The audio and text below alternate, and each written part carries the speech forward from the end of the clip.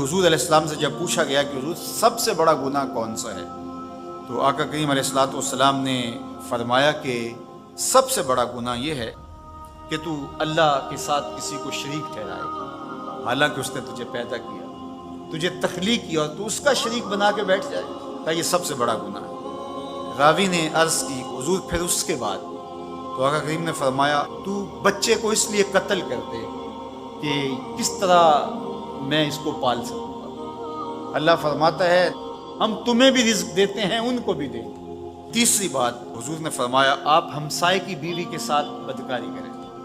हमसाया माँ जाए की तरह होता है, उसकी दीवार सांझी होती है, उसकी इज्जत सांझी होती है, और अगर कोई शख्स ताक में रहे और हमसायों के घर घुस के उनकी आबरूरेज़ी कर दे, तो ये 3 बड़े गुनाह जो हैं उनमें से एक बड़ा गुनाह अल्लाह के महबूब अलैहिस्सलाम ने इरशाद फरमाया।